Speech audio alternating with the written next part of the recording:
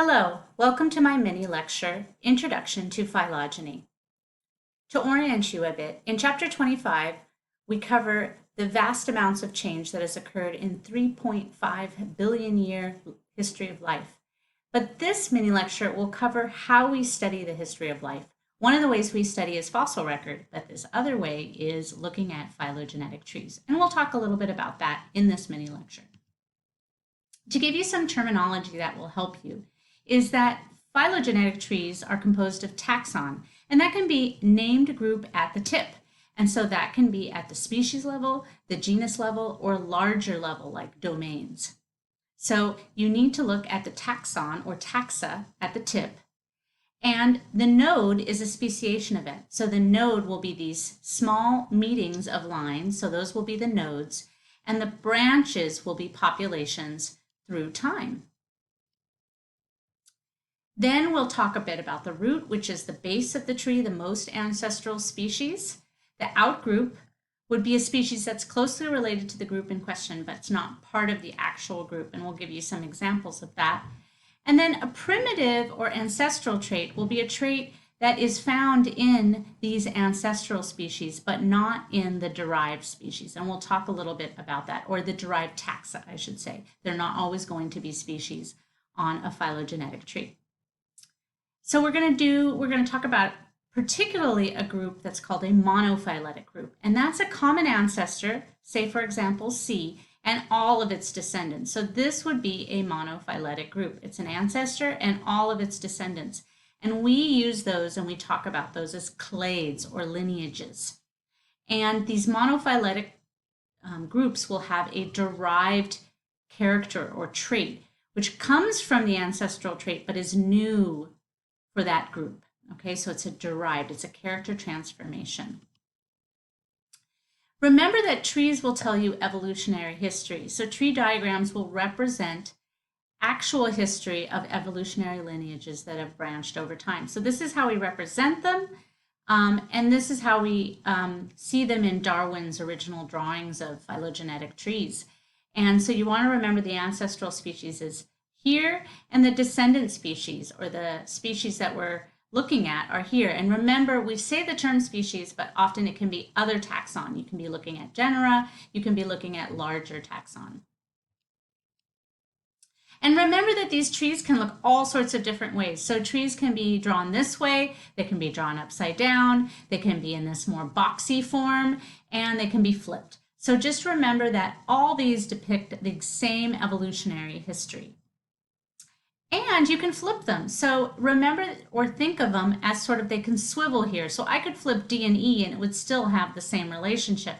I can flip the whole larger piece right here around at this node, or I can flip them around, say, at this node. All of them are going to be the same as long as the common ancestor has the same relationship to its descendants. So make sure that you're clear and comfortable looking at trees that way. And so this is just another diagram that shows you parts of this phylogenetic tree. We've already talked about nodes and roots and taxons, and this shows you some images of clades. And remember, we talked about clades being monophyletic groups. And this is just showing you another picture, and it's showing you that there's internal branches and external branches. And then the taxa are here at the tips. And remember, we'll talk sometimes about reading the tips. So this is what we talk about when we talk about the tips of the tree.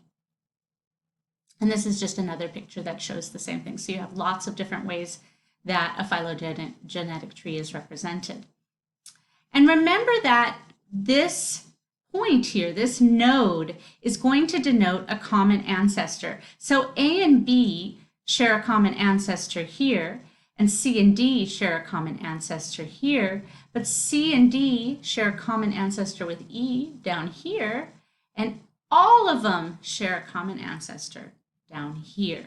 So what we're talking about when we talk about something being closely or related is that they have the most recent common ancestor. So C and D are more closely related because they have the most recent common ancestor compared to C, D, and E.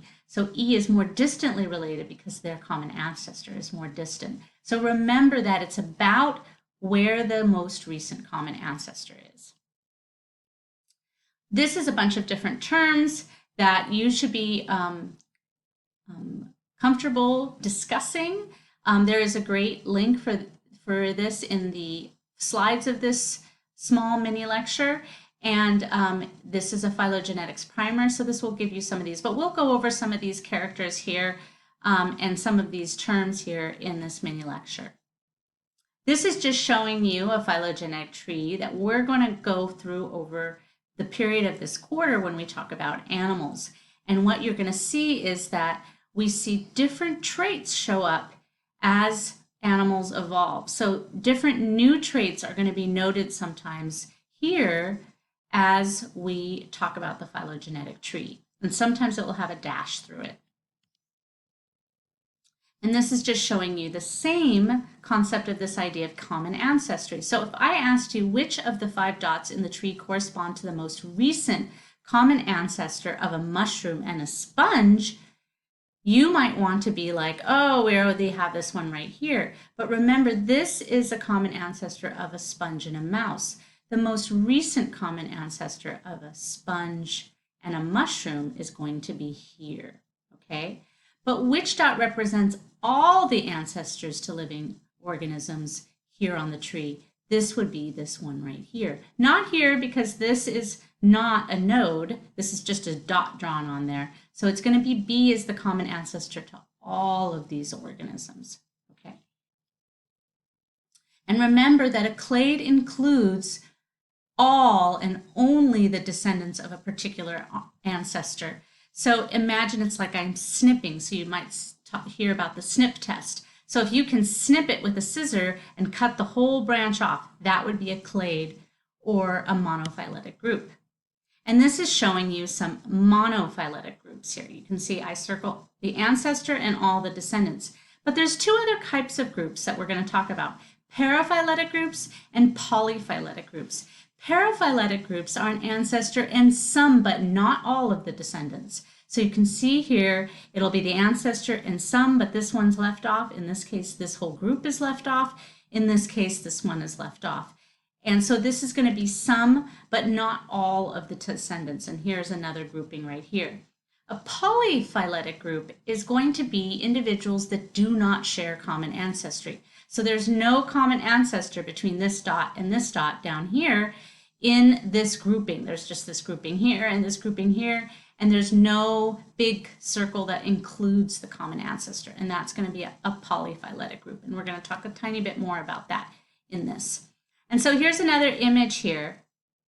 And so what you can see is that we have several different groupings. And so these several different groupings show you here, this group right here is an ancestor, but not all of the descendants. So that is a paraphyletic group. Here we're just circling B and then all of these guys. Maybe they have some trait in common, but they do not have a common ancestor that's circled here. So this is going to be a polyphyletic group. And then right here, we're circling the ancestor and all of its descendants, and that's going to be our monophyletic group. So be comfortable identifying these 3 different kinds of groups. And so you can show evolutionary history, and you can also show when things show up, okay? So the ancestral trait here is having no legs, right? So all these ancestors had no legs, or these common ancestors here and their descendants had no legs, but then there was the evolution of legs. And so everything after that will have that trait unless they've secondarily lost it. And so that's what you're looking at when you look at the evolution of a trait. And remember that this is going to be something that's focused on one particular trait. So it may be that we define this tree differently if we're looking at another type of trait. There's a couple of other terms that were used on that big list that I showed you. Homologous traits is a term that you often hear, and so homologous is different than another word you might hear, which is homoplastic, but homologous means these are traits that are associated with a common ancestor. So that common ancestor had that trait, and so it's homologous. An outgroup is going to be the thing that's most different from your tree. So it's going to be out of the group, but it's going to be the next most closely related thing for that group. and it's used for identification for a particular tree. We've talked about this concept of derived and ancestral traits, and the term parsimony is important to remember. So there's often many different possible ways that you can explain a tree, but parsimony is the idea that the simplest arrangement is probably the best arrangement. So you can see here in the top, if we're talking about green eyes evolving and we have red eyes, and green eyes, this could be a possible explanation for where green eyes evolved in two separate groups. But this tree shows that there's only one step where green eyes evolve and everything after it has green eyes. That's considered the most parsimonious. You may have heard the term Occam's razor. This is the idea that the simplest explanation is most likely the right explanation. This was Sherlock Holmes' concept too, right? The simplest explanation for something is most likely what has actually happened. We've talked about homologous traits, and we've talked about homeoplastic. I might have mentioned homoplastic. And I want you to be aware that homologous means similar traits are inherited from a common ancestor, but homoplastic traits are similar traits that are not inherited from a common ancestor. A really good example of that is wings. So wings are found in a lot of different types of organisms. We find them in insects, we find them in bats, we find them in birds, for example. But they don't have a common ancestor. Insects evolved wings separately from all these other organisms. So bats and mammals evolved it differently and separately from insects, from birds, etc. So it does not have a common ancestor that had wings and everything after it had wings. Ancestral traits versus derived traits is ancestral, remember, is going to be a trait that is found in the ancestor, but not necessarily all of its descendants, right? So that's an ancestral trait. Remember, that creates a paraphyletic group. And remember, I remember ancestral traits as being what's important in paraphyletic groups because of the A in para as opposed to the O in poly. So paraphyletic groups are based on ancestral traits, while derived characteristics are characteristics that show, or a trait that shows up in a group and is what makes that group unique. Say, for example, wings and feathers and two legs in birds, when their most closely related relative is a crocodile, right? So crocodiles are very different. So there's these derived characteristics that show up in birds. Remember that there are types of tree data. So not all trees are based on the same data, and many different kinds of data can be used. Morphological data, developmental data, so that can be things like patterns or features in develop, like the notochord. Behavior can be used, and molecular biology, which is definitely much more common today in making trees. Probably also because it's easier, right? In some ways it's easier. And so we have some of these terms that are also sometimes you hear used is automorphy and synapomorphy. You want to remember that automorphy is a derived trait that is unique to just one group, while a synapomorphy is a derived trait that's shared by two or more groups. So it has that common ancestor, which is having that trait that's derived into that group and shared by more than one individual. This is just another drawing to sort of illustrate this idea, because the more things that you look at, the more that this is going to make sense to you. So you want to make sure to look at lots of different videos and explanations. So an apomorphy, you can see, is this trait that's showing up, but it's not here in the common ancestor. A plesiomorphy, these don't have a common ancestor associated with it, but it's an ancestral trait. This is a derived trait. Synapomorphy, remember I said it's common ancestor and its descendants in a derived trait. Homoplasy is a derived trait with no common ancestry. There's not a black dot in between these two. So it's a derived trait, but no common ancestry, like wings, remember. Automorphy is one that is just shown up in one individual. And the difference between the apomorphy and synapomorphy is that common ancestor here, okay? So a few tips about reconstructing trees, and we use the term reconstructing because the tree is just a depiction of what has already happened. So we're reconstructing what happened in the past.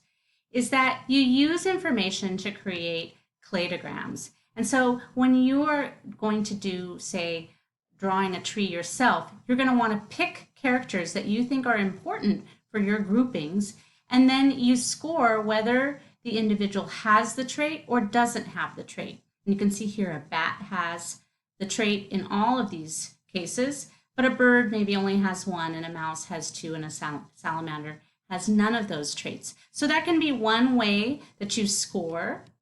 Or you can actually use zeros and ones as well. And sometimes if that trait has more than one form, you can use 0, 1s, and 2s, 2s being maybe a different form of that same trait. And so what you do is you create these matrices, and this helps you create a tree. And we're going to work on how to do that in the lab. A term that you might hear used is convergent evolution. Convergent evolution is just another way to talk about polyphyletic groups, or groups that have similar traits but no common ancestry. Here on this phylogeny, you can see that although these two groups resemble each other a great deal, one of them is a group that evolved in the water, while another of them is a group that was originally on land and moved back to the water and has a similar form, really based on a similar environment. Another example of that is where you have stinging organs, for example, that have arisen many, many different times in different groups, but are not based on common ancestry. So although they may look similar to you and me, they actually evolve from different parts in the organism. And so those are examples of convergent evolution. These are polyphyletic groups because there's no common ancestry, and we call that term homoplasy. So similar characteristics, but not based on common ancestry. Another really cool thing to note about phylogeny is that we often have a situation of adaptive radiation. And that means there's a rapid diversification. Usually that comes about when either there is some sort of extinction or emptying of a niche that's often associated with extinction. And some sort of adaptation allows that group of organisms to just essentially go gangbusters and speciate in those niches, or in that new niche or new group of niches, and create a whole lot of species in a very, very, very short period of time. And there's quite a lot of examples of rapid evolution. We see this in things like tree frogs. You can see adaptations to particular environment in the tropics, and different types of defenses associated with protecting them from their predators allowed for rapid diversification here in these tree frogs. As well as here, which is one of my favorite groups, which is looking at how adaptation to a host plant, in this case, host plants that have glucosinolates in them, which is a type of toxic compound, that once these butterflies adapted to being able to eat and digest and manage glucosinolates, they went gangbusters and essentially had a huge diversification on these different groups. And these different groups are associated with different plants that have different groups of secondary chemistry. And so these are all in the white butterfly group, or the pairid group, and they have diversification associated with a host plant that they've adapted to, and then suddenly they can feed on all these different host plants that they couldn't normally feed on before because they were toxic. This is another one of these ideas of adaptive radiation. And so you have a situation where one of these lineages will give rise, for example, to just a ton of species relative to another lineage of organisms. And we see this a lot in insects, where we have some insects that just have a few species and they seem to be doing okay, and those species are still alive today. And then we have some groups, for example, groups that have adapted to living with angiosperms, or groups that have adapted to parasitic lifestyles that go gangbusters, as I would say. And then you end up with a huge diversification in generally a very short period of time. And those are really interesting groups to study. Here's another example of that in Conus sea snails. And you can see once again, just an immense amount of coloration associated with rapid diversification in a short period of time. That was my mini lecture on phylogeny. Thank you for watching.